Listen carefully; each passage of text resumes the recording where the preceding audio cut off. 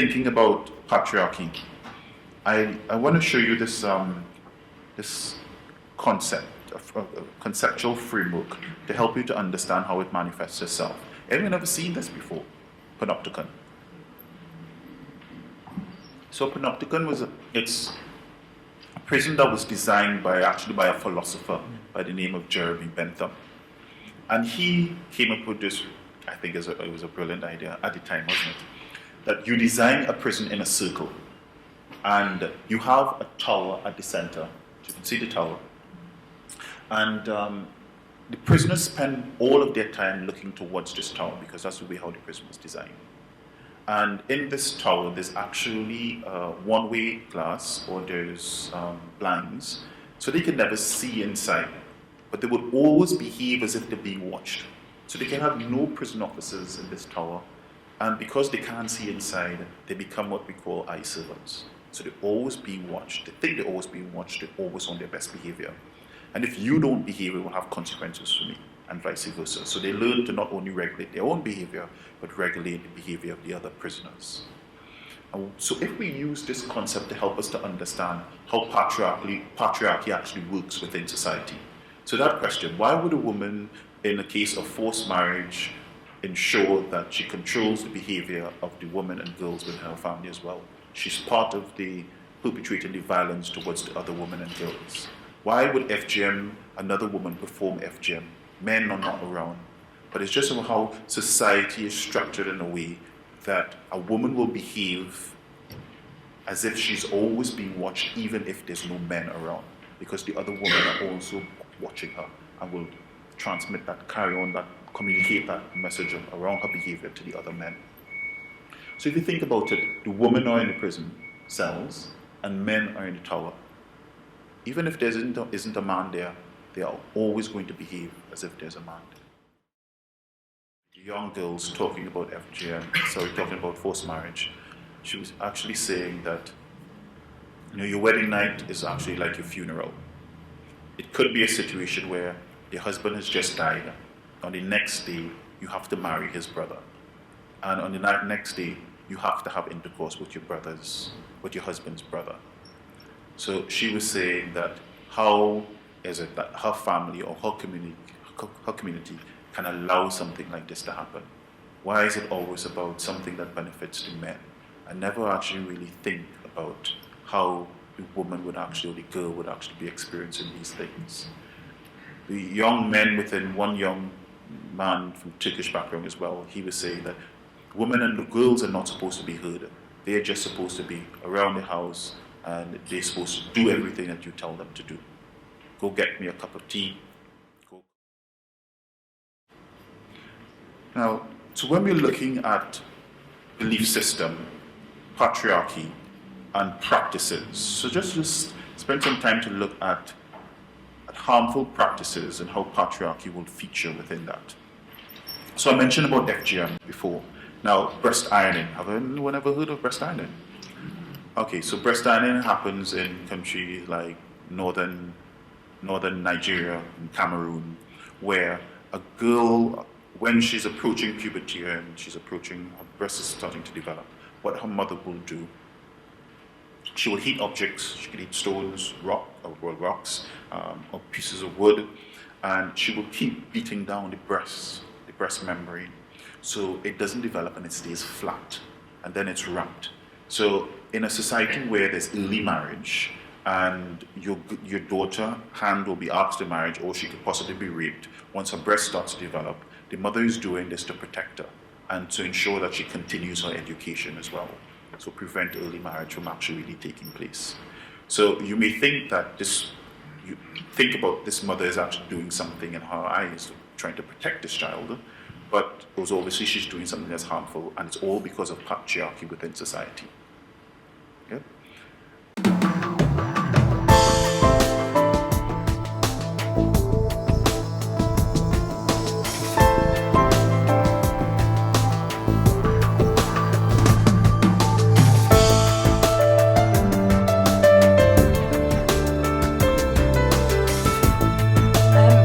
But I'm going to talk about this today, about the culture of young people and what we're identifying, what we're working with, and really challenge this, really say, no, it's not how it is.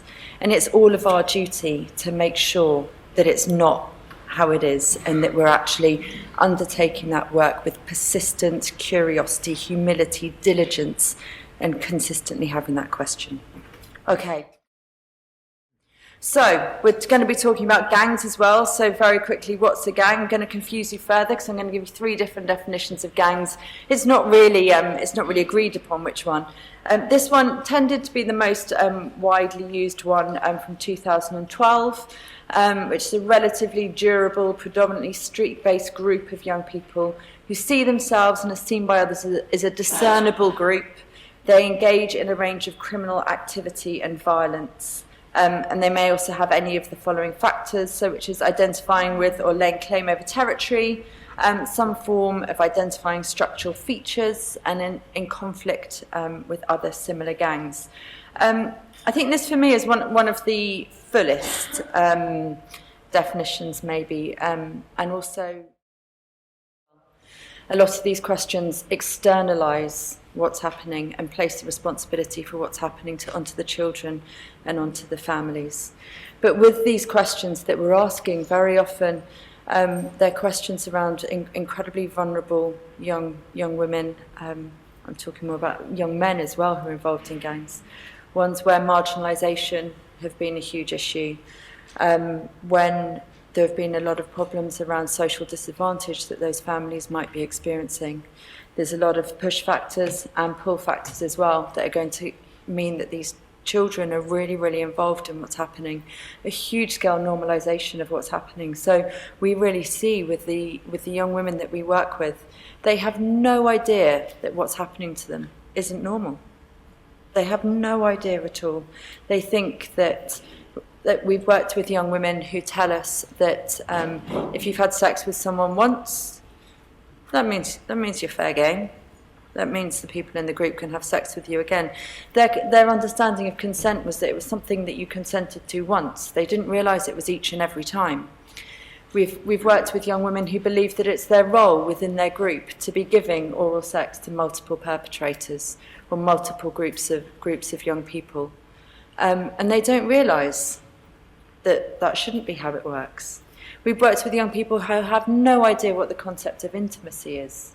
When you talk to them about intimacy, when you talk to them about trust, when you talk to them about respect, when you talk to them about negotiation of consent, when you talk to them about sex as something that's pleasurable, they're like, what? You know, and that. And so that's why part of the reason why the work is so difficult, because so often what you have to be doing for the first 6 months of your work is a huge education piece, but really sensitively, because you know that those light bulb moments that are going off aren't necessarily going to be about the realization of, oh yeah, I get it, like I'm learning so much about me. Oh yeah, no, I get it, it's about safety. Oh yeah, I get it. Those light bulb moments could very much be a young person sitting there and being like, hang on, does that mean I've been raped? And that's what happens. That's what happens when we're working with people. They're very slowly realizing what's happening to them. And so it's about being so gentle, so careful, and really taking safety as that focus. Without safety, we're in a really difficult position because they have to have both that internal and that external safety. We should look at Tesco's. Okay. Let's look at Tesco's. They have their executives, the area managers. Again, this pyramid. Store managers, supervisors, checkouts, more supervisors. Maybe it's the people who stack the shelves, people who are doing work experience, people on warehouse. And then we have applicants, of people who want to get in. So we look at this structure. It's hierarchical. A number of people who are involved in this system. We also have wholesalers and spin-off enterprises as well. Then we look at a gang. It's pretty organised. It's pretty organised. Semi-legitimate business fronts, spin-off enterprises, general, I mean, this language is, as some of these and these names and these labels, I do fear sometimes that they're a bit sort of professional labels that we put onto things. Nonetheless, a lot of young people do identify with these labels within the gang. What I would say, yes, it's very, very similar, and it is, but it doesn't have an HR department, which is the problem. So it doesn't have equal access for opportunity at all. It doesn't have anyone saying, hang on, that you can't quite do that. There's nothing stopping it other than that group mentality of what's in there. There's no reflective practice. There's no one thinking about what we're doing. Very often this structure is concerned with fear. So it's fear that's controlling us, it's fear that's holding in, it's fear that's holding the young people together.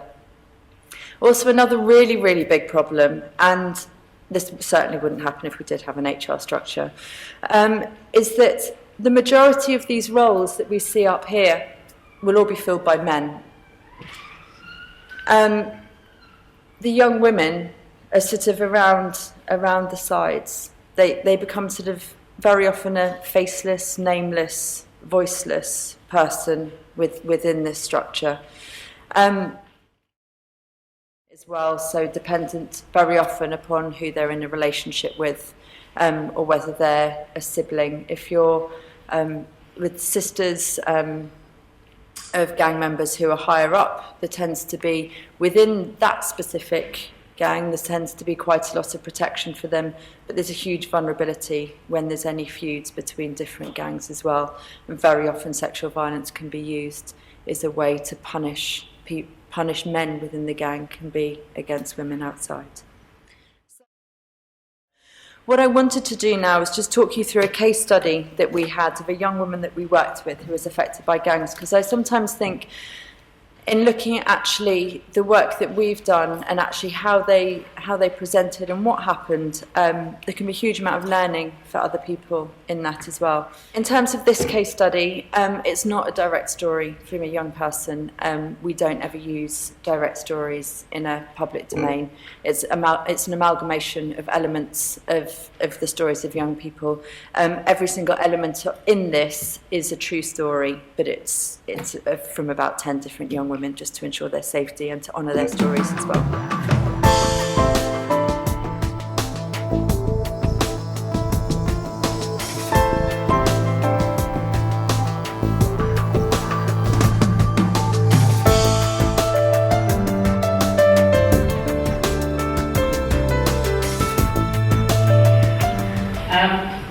The cultural context of cases is an obviously important one.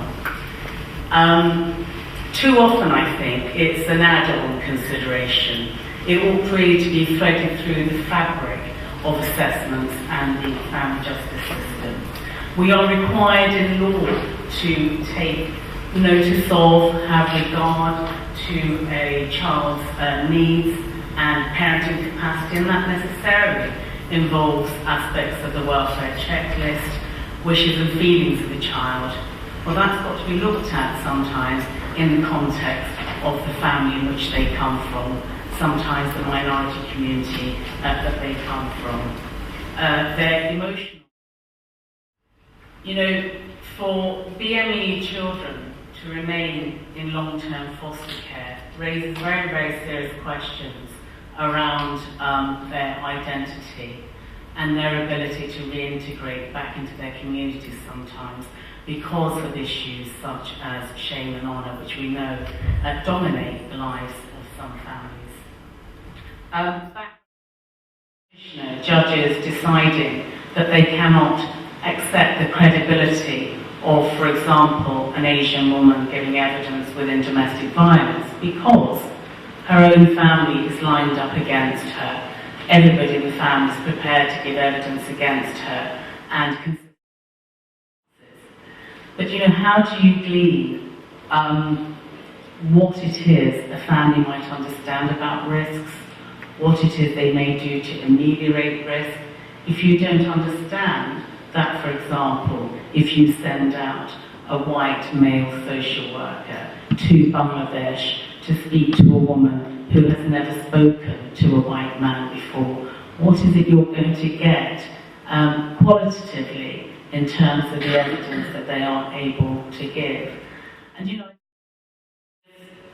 Lord Justice Wall was able, in the case of Ree Kay, for example, in 2005, to say, no, we're going to reopen fact-finding because the pressures that operated on this Asian mother, the wall of silence that she faced within the family meant that she wasn't able to give an account, and she ended up taking the rap for the injuries to the child.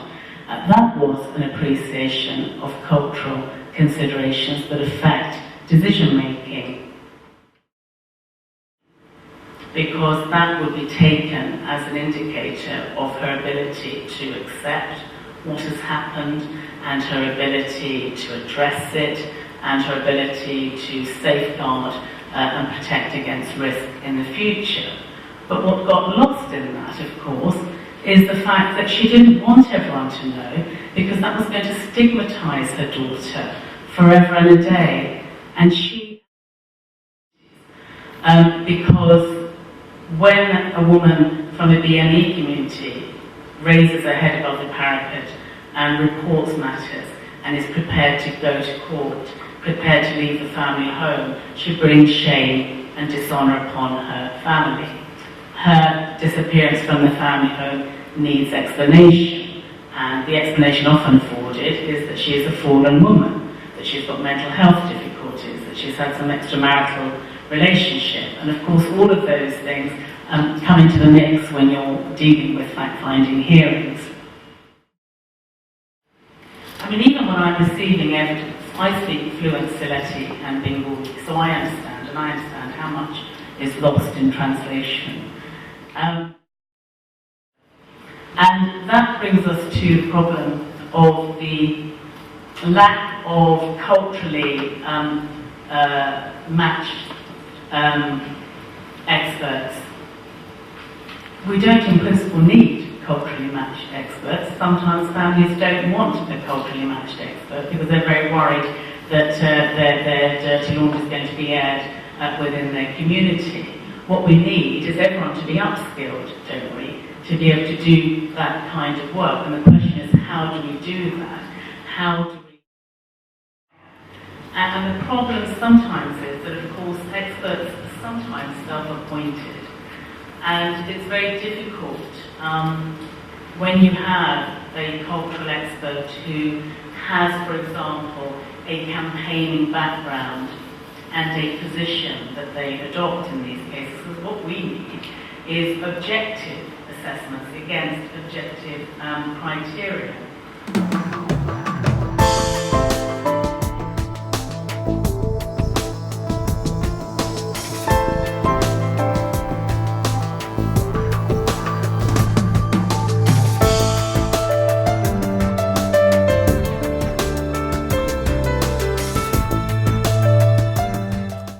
Child protection systems, as we know them today, were, well, unknown. Well, for the last 25 years, they have been slowly developing. At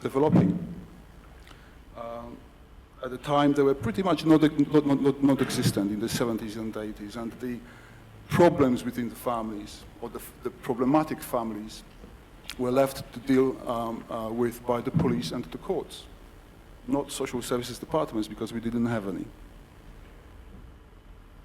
Divorce was rare. Domestic violence was often tolerated, both by the families who were affected and the society at large. Child physical chastisement was rife. Poland has only outlawed physical chastisement of children in 2010, by the way, through legislation. I find there is no concept of forced adoption in most Eastern European countries. So when parents are faced with having their child adopted out against their wishes, they just struggle to understand it, how it can be permitted, how it can be possible. They would opt for long-term foster care where they can have some access, and one can understand that attitude.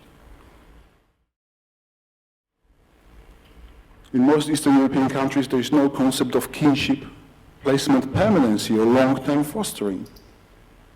There is a premise that the parents have the right to be periodically reassessed with the view of possibly placing the child back in their care.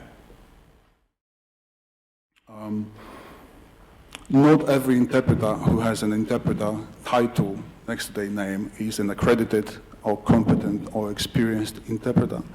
And in my experience, not every interpreting agency can guarantee or offer the quality service that they say that they can offer. I think we need to be discerning as to who we get interpreters from.